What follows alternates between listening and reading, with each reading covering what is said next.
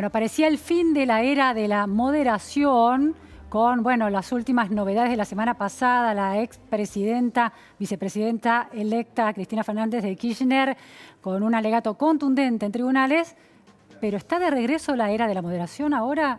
Claudio Jacqueline con este análisis. ¿Cómo estás, Luciana?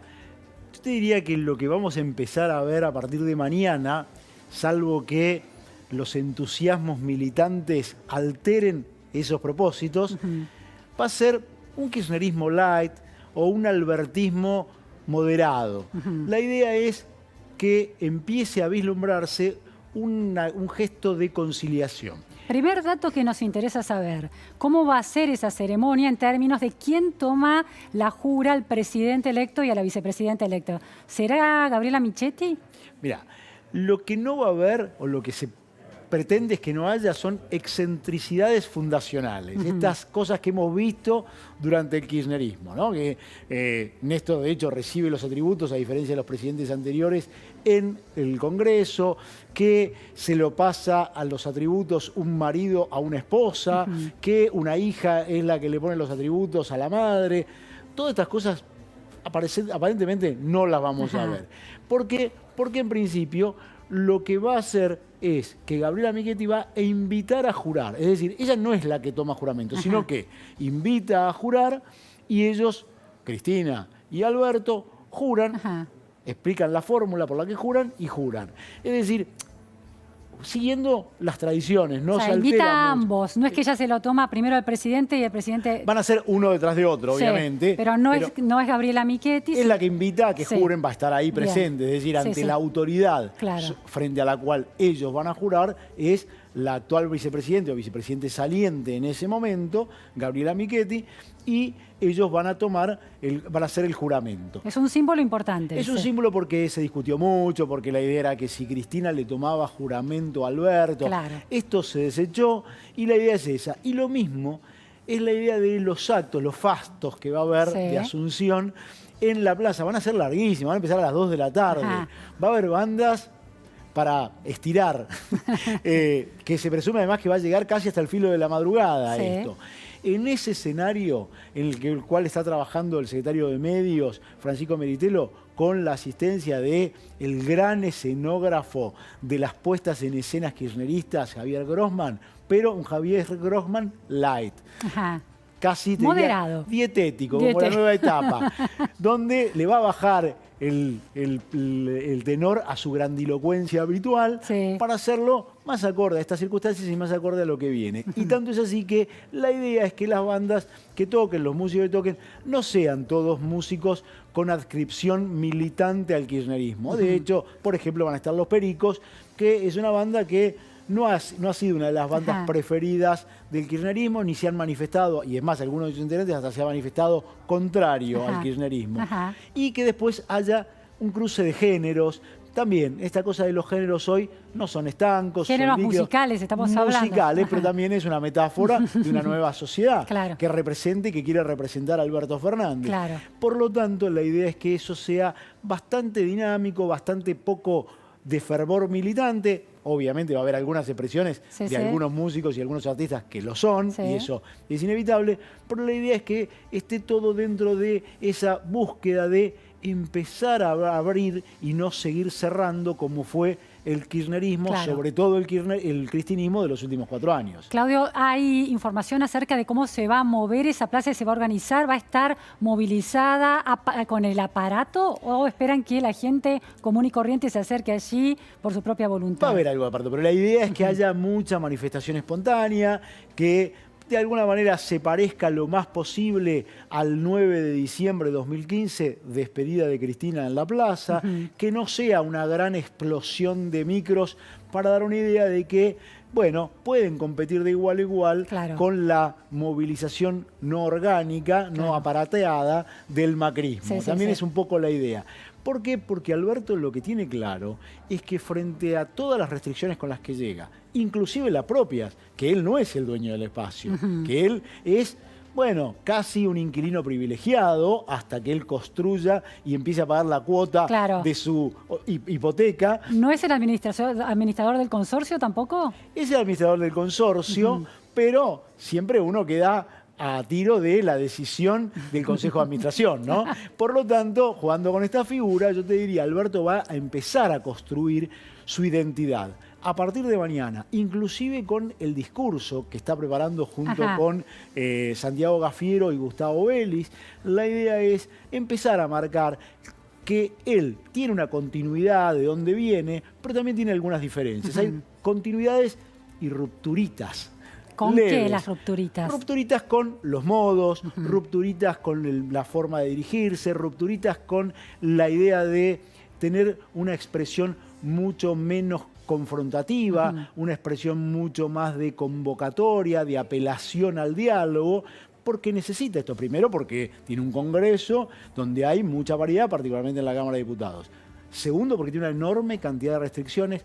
Tercero, porque entre esas restricciones en gran medida está los pocos recursos que tiene el Tesoro para hacer frente a las muchísimas necesidades. Claro. Por lo tanto, y en eso también está trabajando con el flamantemente designado ministro de Economía, para empezar a acordar que, bueno, va a haber que tocar algunos intereses, va a haber que tocar algunas situaciones. De hecho, ya se está hablando de que van a cambiar la fórmula de actualización de los saberes jubilatorios. Lo analizamos, es decir, un punto sensible. Exactamente, porque ese es uno de los puntos sensibles. Entonces, ¿esto qué hace? Bueno, la necesidad de Alberto es decir, yo no puedo entrar peleándome porque no tengo pertrechos para hacerlo. Claudio, ahora vamos a volver a Martín Guzmán. Te quiero hacer, creaste un concepto que me pareció muy interesante, el peronismo ecuménico. Esta idea de conciliación y moderación se vio también en la foto, religiosa, en un contexto religioso, de Alberto Fernández abrazándose con el presidente Mauricio Macri. Esa es también una puntada que dio Alberto Fernández, pero no estaba allí Cristina Fernández de Kirchner. ¿Cómo interpretarlo? Dos cosas. El abrazo más el tuit posterior, hablando de que ya no hay lugar en la Argentina para las confrontaciones. Claramente, Cristina no quiere participar de eso. Cristina es la que preserva su identidad, es el símbolo que está ahí casi como, y ya que hablamos de la iglesia, casi como en el altar.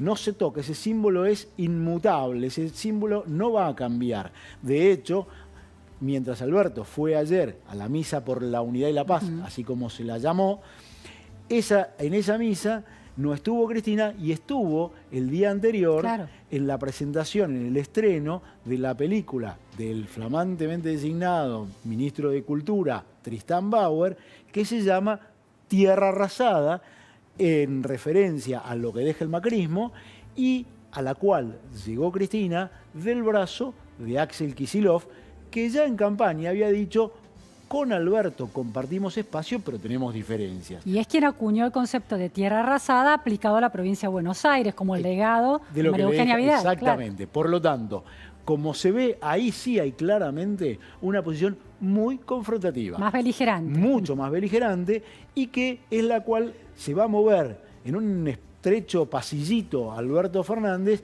para no desairar esas posiciones, pero empezar a construir su propia simbología, su propia idea. Y de hecho, esto de construir símbolos, esto de construir imágenes, es lo que ha venido haciendo desde el viernes.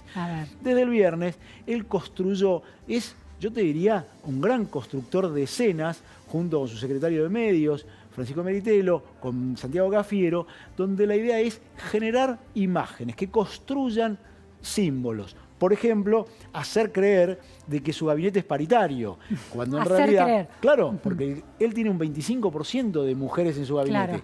Lo que vimos era casi 45-55. ¿Por qué? Porque puso, por ejemplo, a la presidenta de AISA, Malena Galmarini, cuyo cargo, obviamente, no es más importante. No es ministerio y no es más importante que, por ejemplo, el presidente de YPF. O, por ejemplo, a la titular de la INADI, Victoria Dondi, cuyo cargo, obviamente, en términos de relevancia y de impacto sobre las urgencias, no es mayor que el del presidente del Banco Central. Aún Cecilia Todesca, que es vicejefa de gabinete. Exactamente. Entonces, construimos primero la idea de hay una imagen de paridad. Segunda dimensión, donde el Photoshop vuelve a aparecer. La representación de todos los espacios que tiene el Frente de Todos. El albertismo, que es lo primero que nombra, Santiago Gafiero. Segundo lugar, el cristinismo, Tercer lugar, el masismo. Cuarto lugar, los intendentes. Parecía que es un gabinete armónico que dio representación a todos los sectores. Alguien en las redes sociales se hablaba de que era por primera vez un gobierno de coalición, Sí. ¿no? Porque estaban los distintos partidos integrando el gabinete. Si uno mira que esa coalición tiene algunas patitas flojas. En primer lugar, es cierto que aparecen muchos albertistas puros, los amigos, los de siempre, los que él dice trabajaron para mí. Sí. Digo, no trabajamos juntos, trabajaron para mí, entre los cuales está Vito Velo, Claudio Moroni, Sí, sí. Vilma Ibarra. Sí, relaciones personales, muy personales, muy solo sí. personal. Y los cristinistas, que son casi, te diría, equivalentes en número.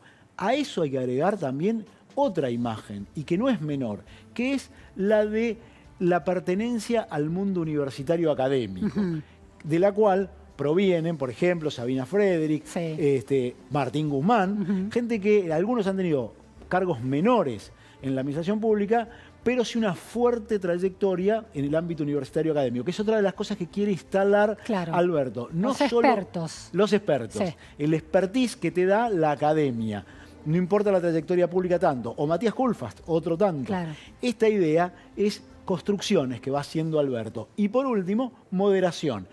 Contestarle muy amablemente a todos los periodistas, sonrisa, después de algún tuit un poquito cargado de cierta agresión en la semana con Hugo Alconada, Claro. pasamos a esto.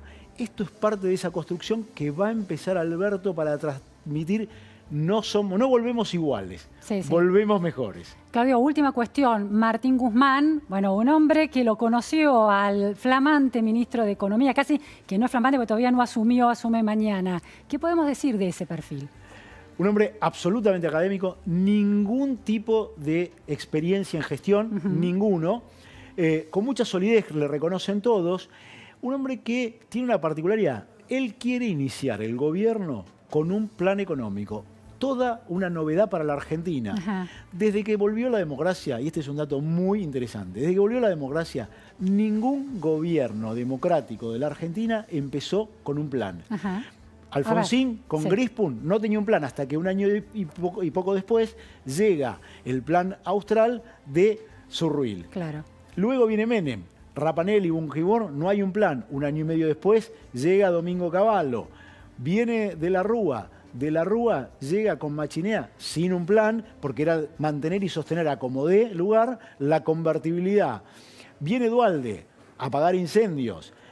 Pone a un ministro un año y medio después, que se llama Roberto Labaña, que es el que da continuidad al plan del primer Néstor Kirchner, pero que no tenía un plan. Claro. Y después, ni Cristina en el primer mandato ni en el segundo tienen plan. Por lo tanto, particularidad, sin experiencia previa, con la ambición de crear un plan integral donde preserve los equilibrios macroeconómicos y haga frente a las urgencias, llega un joven de 37 años que hace 11 que vive afuera y que dice: yo quiero que esa forma de mantener equilibrios, propender al crecimiento, solo se puede hacer de forma sistémica y no con medidas aisladas. Bueno, alguien dice al lado de Alberto Fernández, y lo reconoce, es la jugada más audaz que puede hacer Alberto Fernández.